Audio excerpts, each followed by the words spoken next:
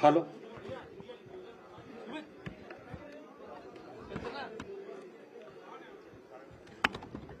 सोहेलदेव सम्मान स्वाभिमान पार्टी के राष्ट्रीय अध्यक्ष श्री महेंद्र कुमार राजभर जी माननीय राष्ट्रीय अध्यक्ष जी को रुमाल भेंट करके स्वागत कर रहे हैं।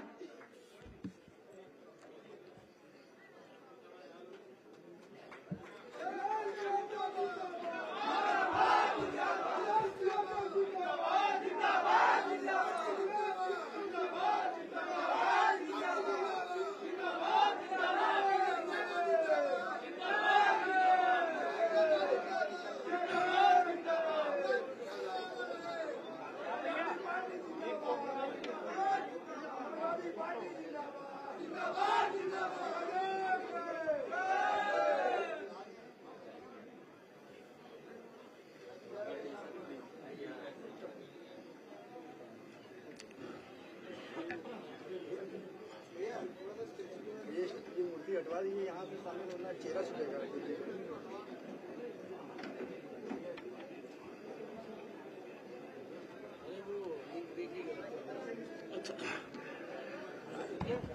सम्मानित मीडिया के साथियों, समाजवादी पार्टी के राष्ट्रीय अध्यक्ष माननीय अखिलेश यादव जी के सामाजिक न्याय के राज की स्थापना में रुकावट पैदा करने वाले और संविधान लोकतंत्र के साथ धोखाधड़ी करने वाले लोगों का मुंहतोड़ जवाब देने के लिए आज समाजवादी पार्टी के कार्यालय पर सोहेलदेव सम्मान स्वाभिमान पार्टी के राष्ट्रीय अध्यक्ष श्री महेंद्र राजभर और उनके संगठन के बहुत से सारे साथी कार्यक्रम में उपस्थित होकर के सामाजिक न्याय के राज की स्थापना हो, समाजवादी पार्टी के राष्ट्रीय अध्यक्ष जी का साथ देने के लिए आए हैं। आप सभी साथियों को बहुत बहुत स्वागत और अभिनंदन करता हूं। माननीय राष्ट्रीय अध्यक्ष जी अब मीडिया के सामने अपनी बात को रखेंगे। माननीय राष्ट्रीय अध्यक्ष जी। अच्छा सॉरी, अभी कार्यक्रम का बहुत ही अच्छा और कुशल संचालन किया श्री अभय नंदन बरनवाल जी ने। आप आए, अपनी कविता को प्रस्तुत करें। श्री अभय नंदन जी।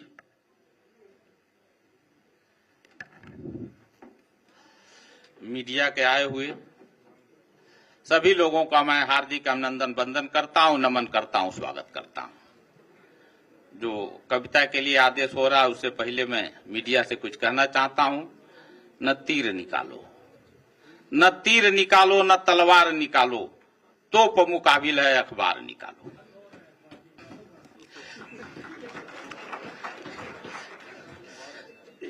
एक पिता मां की संतान, सबके सब हम हैं इंसान। एक पिता मां की संतान, सबके सब हम हैं इंसान। जिसकी जितनी संख्या भारी उसकी उतनी हिस्सेदारी। लेंगे देंगे हिस्सेदारी, नहीं करेंगे ताबेदारी। ताबेदारी मुर्दाबाद, दर दलाली मुर्दाबाद। अपनी पार्टी अपनी बात, बाकी सबका छोड़ो साथ। चलो चले पीडीए के साथ, चलो चलो पीडीए के साथ।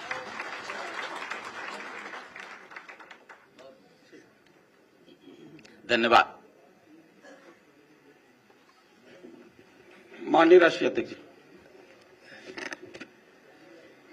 मैं अपने प्रेस के साथियों का धन्यवाद देता हूं। हम और आप लोग लगातार मिल रहे हैं और लगभग देख रहा हूं मैं, जो जहां बैठता है वैसे ही बैठ जाता है। मैंने तो किसी के चिन्हित नहीं की सीट, लेकिन लगभग वैसे ही बैठे ही दिखाई दे रहे हैं मुझे आप लोग। हाँ।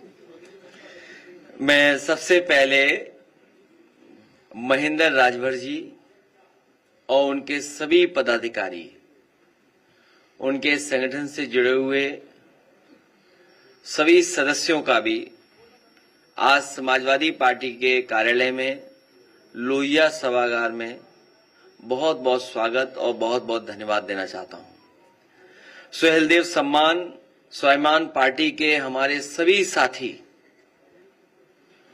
जो उन्होंने सुझाव और राय दी हैं, हम लोग सब मिलकर के काम करेंगे। आज के दिन हम सब जब लोग एक साथ बैठे हैं तो जनगणना की जो बहुत पुरानी मांग थी कि जातियों को गिना जाए, जाति के आधार पर आरक्षण हो, सबका हक मिले, सबको बराबरी से उनकी आबादी के हिसाब से हक और सम्मान मिल जाए। मुझे खुशी है इस बात की कि आज महाराजा सुहेलदेव सम्मान स्वाभिमान पार्टी के लोग भी इस पक्ष में हैं कि जाति गणना हो और आबादी के हिसाब से उन्हें भी हक और सम्मान मिल जाए। इस लड़ाई में जहां पीडीए के लोगों का साथ दे रहे हैं, मैं एक बार फिर उन सब का बहुत बहुत धन्यवाद और आभार प्रकट करूंगा। इन्होंने बहुत सारे सुझाव दिए हैं। उन सुझावों में कुछ सुझाव मैं कह सकता हूं, फिर आप जो पूछना चाहेंगे पूछिएगा। इनका सबसे पहला सुझाव यह है और इनकी मांग है कि वीर योद्धा महाराजा सुहेलदेव महाराज की कोई प्रतिमा यहां पर राजधानी में सबसे महत्वपूर्ण जगह लगे। मैंने इनके समाज के लोगों को आश्वासन दिया है कि समाजवादी सरकार बनेगी तो यही देश का सबसे सुंदर रिवर फ्रंट है, इसी पर महाराजा सुहेलदेव जी की प्रतिमा लगवाने का काम हम समाजवादी लोग करेंगे। प्रतिमा के साथ साथ उनका शौर्य, उनकी बहादुरी, जिस तरह के वो योद्धा थे, जो उनके हाथ में तलवार होगी, वो तलवार भी सोने के साथ चमकती हुई दिखाई देगी। वो अगर अष्ट धातु या सोने को मिलाकर के बनानी पड़ेगी तो महाराजा सुहेलदेव जी की तलवार यहां पर चमकेगी, राजधानी में रिवर फ्रंट पर, जो सबसे सुंदर और सबसे कीमती जगह है। साथ ही में जो उन्होंने और सुझाव दिए, हम उनके सभी सुझावों पर अमल करेंगे और उनको साथ लेकर के हम लोग आगे बढ़ेंगे। जिस तरीके से इनके समाज ने और इनके साथ साथ पीडीए समाज ने हमें लोकसभा में और पिछले विधानसभा में जो सहयोग और समर्थन दिया था, हमें उम्मीद है कि आने वाले समय में जब 2027 में हम लोग चुनाव लड़ने जा रहे हैं, इनके समाज का पूरा समर्थन हम समाजवादियों के साथ होगा। बहुत बहुत धन्यवाद।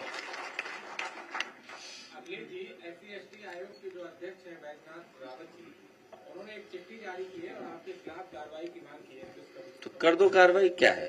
और मैं वहाँ पर रिपोर्टिंग करने गया तो सैकड़ों दलित जो उनके पास अपनी समस्याओं को लेके आते हैं, लेकिन उनकी समस्याओं का निस्तारण किसी प्रकार से नहीं होता है और किराया भत्ता भी लगता है। तो आप इस पर क्या कहेंगे कि आपकी अगर सरकार आती है तो जो दलित परिवार जो दूर दराज से आते हैं उनके किराए भत्ते को लेकर के और उनकी समस्या को लेकर बहुत अच्छा सुझाव दिया हमारे साथी ने।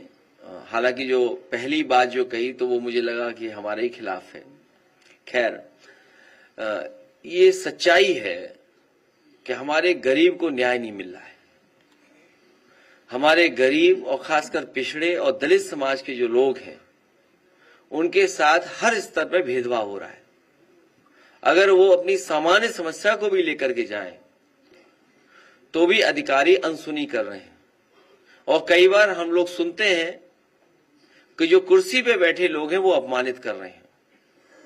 और हमारे गांव के लोग और गरीब कई बार योजनाओं को भी नहीं समझ पाते हैं कि योजना हमारे लिए है और इस योजना से हमें कैसे लाभ मिलेगा।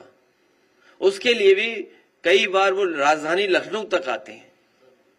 मैं अपने तमाम दलित भाइयों को, पिछड़ी जाति के, गांव के गरीबों को भरोसा दिलाना चाहता हूं कि जिस तरीके से फोन करने पर गांव में एम्बुलेंस आती थी, फोन करने पर आपकी पुलिस आपकी मदद करने के लिए इंतजाम किया था, इसी तरह फोन करने पर आपको जानवर नहीं ले जाना था अस्पताल, बल्कि जानवर वाले अस्पताल वाले डॉक्टर आपके गांव आकर के इलाज करते थे।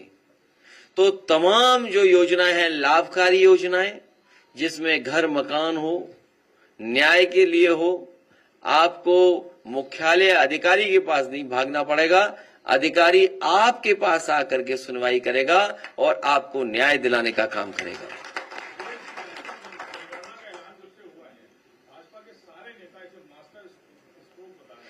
अभी मैं कुछ सेकंड का मास्टर वीडियो आपको दिखाता हूं। कहेंगे मास्टर वीडियो दिखाइए, चमत्कारी वीडियो दिखाइए। अभी रुक जाओ, अभी तब मत भागो, रुक जाओ। पहले मोदी जी के नेतृत्व में लाइट बंद करो तब दिखाओ। वेलफेयर की स्कीम सबका साथ और सबके विकास की भावना के साथ आगे बढ़ रही है।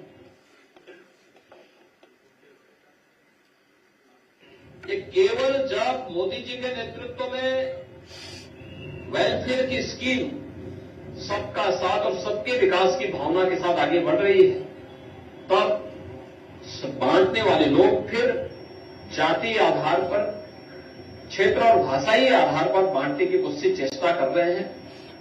भारत को और सनातन धर्मावलंबियों को खास तौर पर इससे सावधान रहना होगा। अब ये किससे सावधान रहेंगे? आप सोचिए ना, अब किससे सावधान रहेंगे? ये सच्चाई है कि हम सब लोग, पीडीए परिवार के लोग और देश की 90% आबादी इस जनगणना के पक्ष में, जातीय गणना के पक्ष में।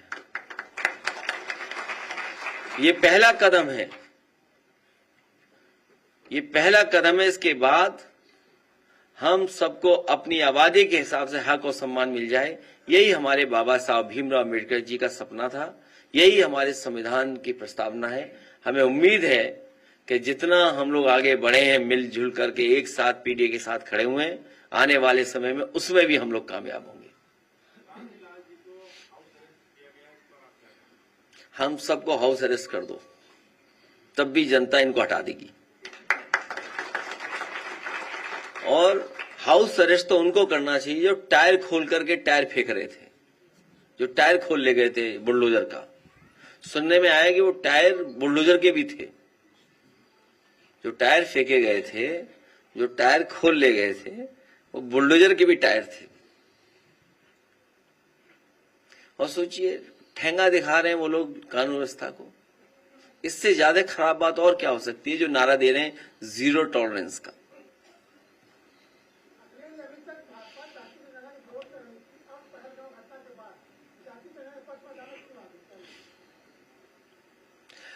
कल भी मैंने कहा, फिर मैं कहता हूं, इंटरनल सिक्योरिटी, बॉर्डर सिक्योरिटी बड़ा इशू है, वो रहेगा।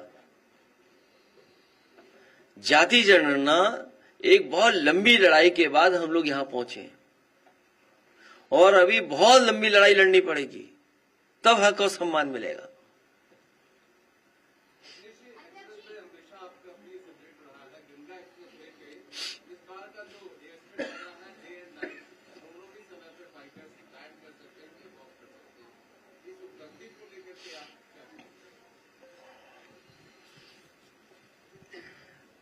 रात और दिन क्या फर्क है इसमें? जो रात में होना है लाइट लगा दो, वो होगा। और आजकल ये कौन बड़ी नई टेक्नोलॉजी है? आप लाइट लगा दीजिए, रात में उतर जाएगा। यहां तो दिन में नहीं उतर रहे हैं 11 बजे के बाद हवाई जहाज बंद, फिर नहीं उतरते। तो ये कोई नई टेक्नोलॉजी नहीं है। ये समाजवादियों ने जो विजन दिया था, मुझे खुशी है इस बात की कि समाजवादियों के विजन पे ही आगे ये सरकार और ये पार्टी बढ़ रही है। हमें समाजवादियों की इस बात के लिए गर्व है कि सबसे पहले डिफेंस के लिए और एयरफोर्स के लिए वो इंफ्रास्ट्रक्चर क्रिएट किया। इमरजेंसी के समय पर अगर आपके हाईवे को इस्तेमाल करना चाहेंगे तो हाईवे इस्तेमाल हो जाएगा, और हाईवे में ट्रैफिक भी चलता रहे, वो व्यवस्था की थी। और उसी को अपना करके अब आगे बढ़ा रहे हैं। लेकिन ये जो सड़क बनाने के मॉडल हैं, हाइब्रिड मॉडल, जो लोग हाईवे, एक्सप्रेसवे बना रहे हैं, जिस मॉडल से बना रहे हैं, हम लोग भी उसी मॉडल से बनाएंगे। ओम प्रकाश राजभर जी ने कहा है कि ब्राह्मण के लड़के को 100 रुपया दो तो मिठाई खरीदेगा, लेकिन राजभर का लड़का नकली कट्टा खरीदेगा। भाई उनको मत बताना कि तुमने ये सवाल पूछा, नहीं तुम्हें एक भजन सुना देंगे या कोई श्लोक सुना देंगे आपको।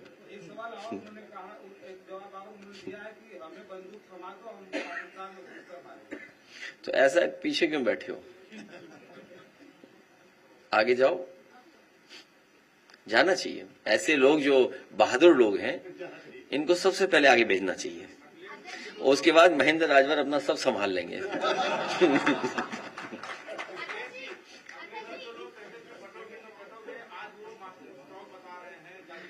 तुमने सुना नहीं अभी क्या कहा मैंने? फिर दिखाओ इनको जरा 20 सेकंड का, फिर दिखाओ। समझ ही नहीं पा रहे तुम। नेहा सिंह राठौर की लगातार मुश्किलें बढ़ती जा रही है। अब अयोध्या में भी मुकदमा दर्ज हो गया और लखनऊ यूनिवर्सिटी के प्रोफेसर है माजी फोगाटी, उन्होंने बयान दिया था पहलगाम हमले को लेकर, तो उन पर भी कई सारे FIR दर्ज किए गए। तो आप क्या कहेंगे? मैंने बहुत लंबा लिखा था इस पर, और इसलिए कहा था कि ये जो हमारे ट्रेडिशनल बड़े बड़े चैनल हैं, इनके दर्शक कम हो रहे हैं। ये जो बड़े बड़े चैनल हैं, कारण कुछ भी हो सकता है। और इधर हम लोग देख रहे हैं कि यूट्यूबर्स बहुत लोकप्रिय हो रहे हैं, बहुत लोकप्रिय हो रहे हैं, उनके फॉलोअर्स, व्यूअर्स बढ़ रहे हैं। इसीलिए सरकार दबाव बना रही है। उनके घटते दर्शक और उनके समर्थक भी अब वो चैनल नहीं देख रहे हैं। वो समर्थक जो हैं वो दूसरे चैनल देख रहे हैं, क्योंकि वो सच्ची खबरें हैं। और लोकतंत्र, डेमोक्रेसी और बाबा साहब भीमराव अम्बेडकर का संविधान हमें अधिकार देता है कि हम सवाल पूछें। अगर हम सवाल पूछते हैं तो सरकार घबरा क्यों रही है?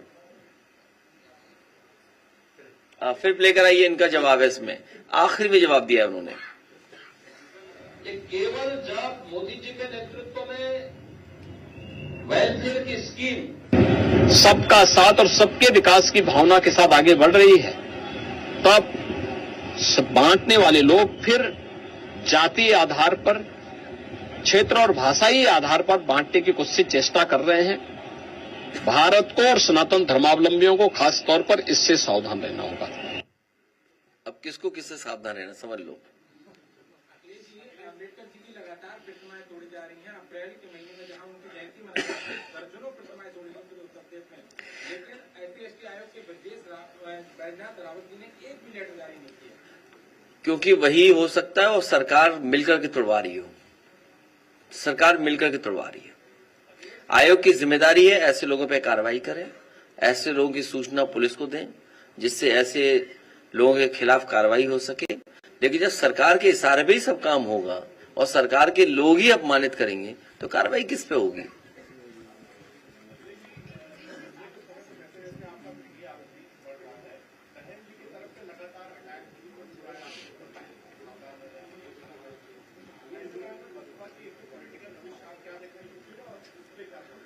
हम तो ये कहेंगे कि अगर कोई और भी आना चाहेगा तो हम लोग ले लेंगे साथ।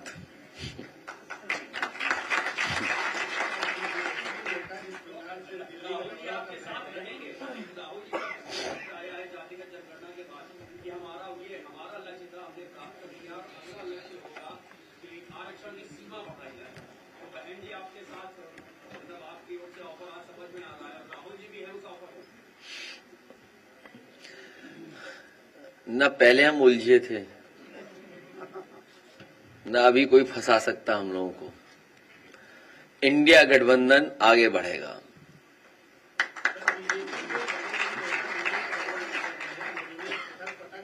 क्या चीज?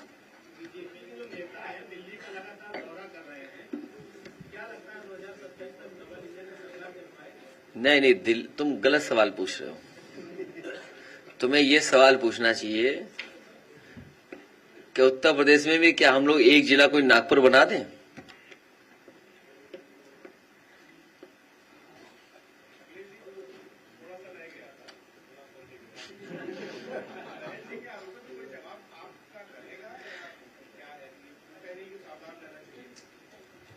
नहीं, हम लोग बिल्कुल सावधान है बीजेपी से, हम लोग बहुत सावधान है बीजेपी से।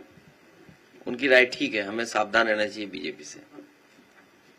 अजय जी, एक सवाल ये है कि नेपाल से सटे जितने भी जिले हैं, चाहे बहराइच हो, बलराम हो, सिद्धार्थनगर हो, वहाँ मस्जिद मदरसों को अवैध करके कार्रवाई की जा रही है और ये कहा जा रहा है कि वहाँ पर अवैध गतिविधियां हो रही है, मान्यता प्राप्त, जबकि मान्यता देने की 9 साल से प्रक्रिया शुरू हुई है, मान्यता ही नहीं देती।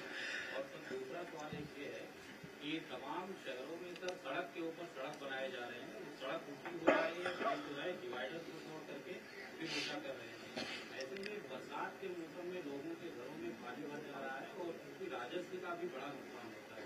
तो ये सड़क बनाने की कोई प्रक्रिया होती है या ऊंचा करके इसको पहाड़ बना करके दिया जाए? पहला सवाल बहुत सीरियस है और बहुत महत्वपूर्ण है, क्योंकि जिस तरह का सरकार का व्यवहार है, जो आसमान में तलवार घुमाए उन पे कोई कार्रवाई नहीं, वो जान को मारने की धमकी दें उसके लिए कोई कार्रवाई नहीं। अगर हम पीड़ित दुखी परिवारों से मिलना चाहें, राजीव लाल सुमन जी हमारे जा रहे थे मिलने, आप मिलने नहीं देना चाहते हो।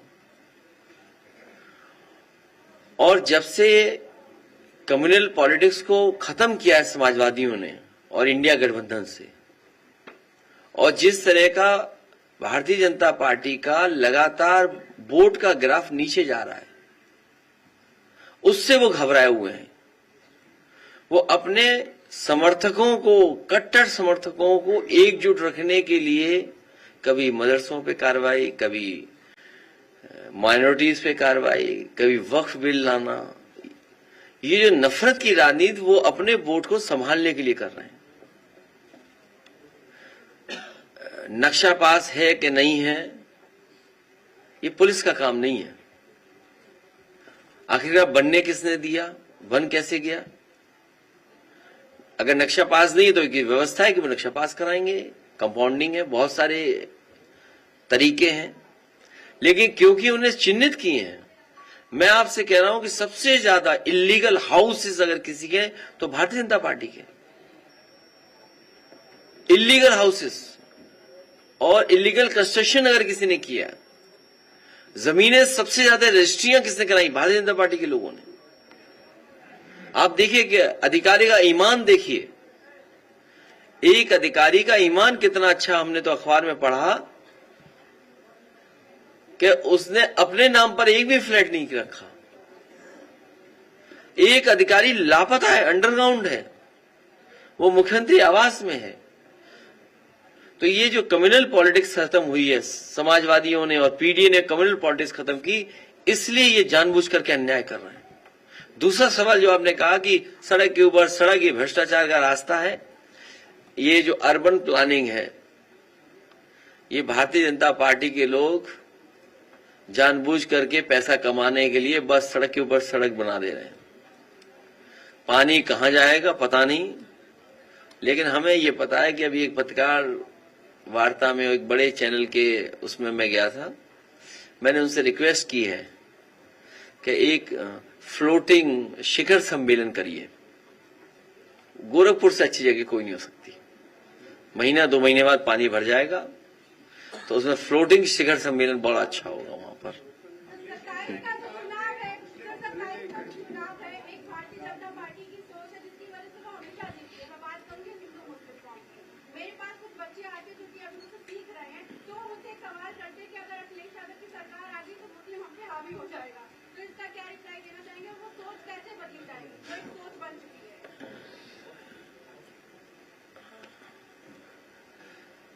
वो हावी हैं जो ऐंठ के बोल रहे हैं, वो सब पे हावी हैं, इसका कोई जवाब नहीं। ये भारतीय जनता पार्टी का प्रोपेगेंडा है, प्रोपेगेंडा चलता है भारतीय जनता पार्टी का।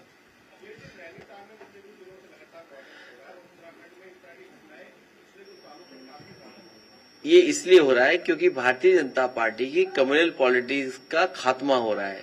लोग बेरोजगारी पे सवाल पूछ रहे हैं, लोग महंगाई पे सवाल पूछ रहे हैं, लोग इन्वेस्टमेंट पे जानना चाहते हैं, किसान की आय 2 गुनी नहीं हुई है, तो उनके पास वही कम्युनल रास्ता बचा है, नफरत का रास्ता बचा है इसीलिए जानबूझ करके प्रोपेगेंडा भी यही करते हैं वो, और लोगों को गुमराह भी यही करते हैं। जो नैनीताल में हो रहा है वो इस सोच की वजह से हो रहा है, जो यहां से सवाल आया था। हिटलर के जमाने में केवल एक प्रोपेगेंडा अधिकारी होता था, मिनिस्टर। ये तो सरकार पूरा झूठा प्रोपेगेंडा करती है, पूरा का पूरा।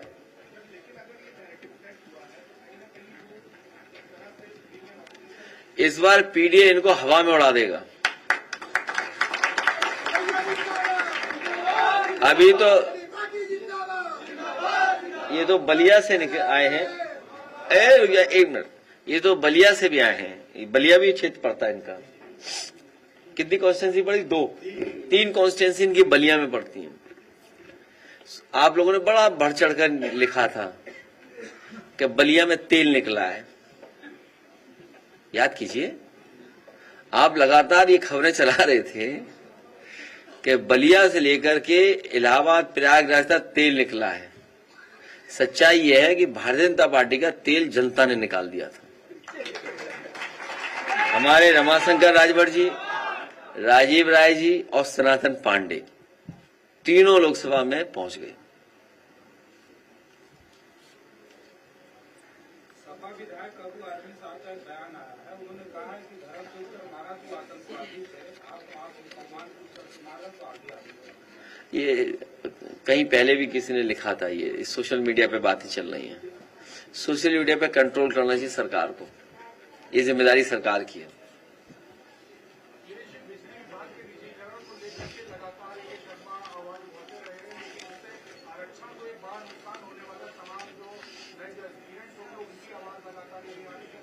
जैसे बिजली चली जाती है, 27 में सरकार चली जाएगी।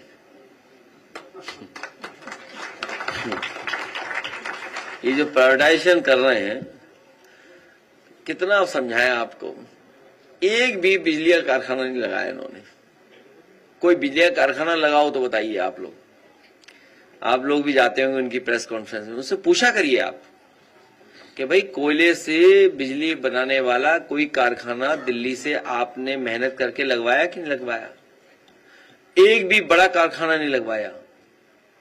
जो आज उत्तर प्रदेश में बिजली बन रही है, सबसे ज्यादा देन उत्तर प्रदेश की बिजली बनाने में समाजवादियों की है। सबसे ज्यादा सबस्टेशन बनाए, सबसे बड़ी ट्रांसमिशन लाइनें बनाई। ये रख रखाव भी नहीं कर पाए। जो एक योजना दिल्ली सरकार की थी, सबसे पहले उत्तर प्रदेश उसमें शामिल हुआ, और उसका परिणाम ये हुआ कि जो आपकी कंपनीज थी बिजली विभाग की, वो कंपनीज का घाटा कम किया और सरकार ने बियर किया। सरकार ने अपने बजट से पैसा दिया कंपनियों के फाइनेंशियल उसको ठीक करने के लिए, और ये सरकार आई, पूरा विभाग खा गई, लोग घाटे में पहुंच गया। तो ये छड्डी नहीं और क्या करेंगे, बेचेंगे नहीं तो और क्या करेंगे। ये प्राइवेटाइजेशन जानबूझ कर रहे हैं, और आने वाले समय में जाति जनगणना के बाद ये बात उठेगी कि प्राइवेट संस्थाओं में भी आरक्षण होना चाहिए। ये पूंजीपतियों का फायदा नहीं, ये भारतीय जनता पार्टी ही पूंजीपतियों के लोगों की है। ये स्कीम बनाते हैं मुनाफे की।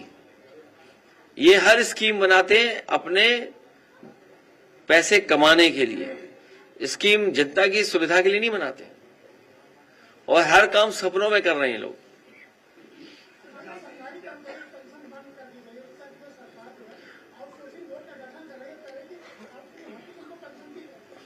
समाजवादी सरकार बनेगी तो ओल्ड पेंशन स्कीम को लागू किया जाएगा, आउटसोर्स को स्टेप बाय स्टेप खत्म किया जाएगा, परमानेंट सरकारी नौकरी दी जाएगी, और अग्निवीर व्यवस्था खत्म हो, उस दिशा में भी काम करेंगे।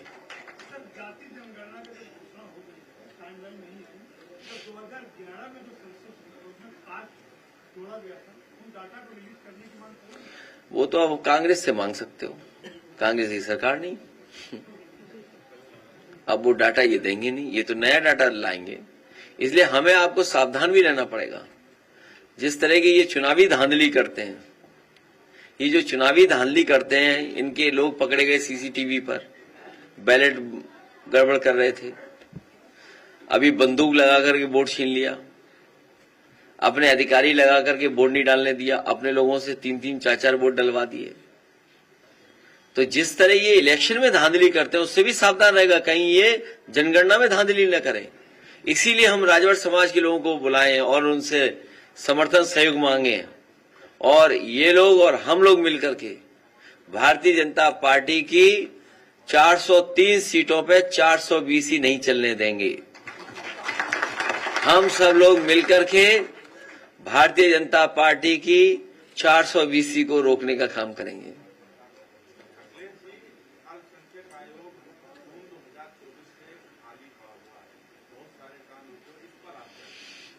2027 में बन जाएगा, फुल रहेगा पूरा, और सब काम अच्छी तरह होंगे।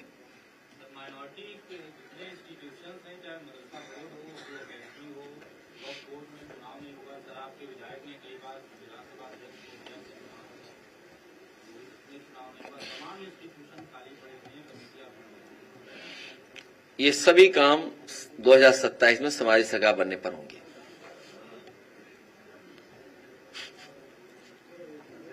हाँ, और क्या चलना ही चाहिए आपको अब। अरे अगली बार नहीं लेट होगी, क्या करें हम।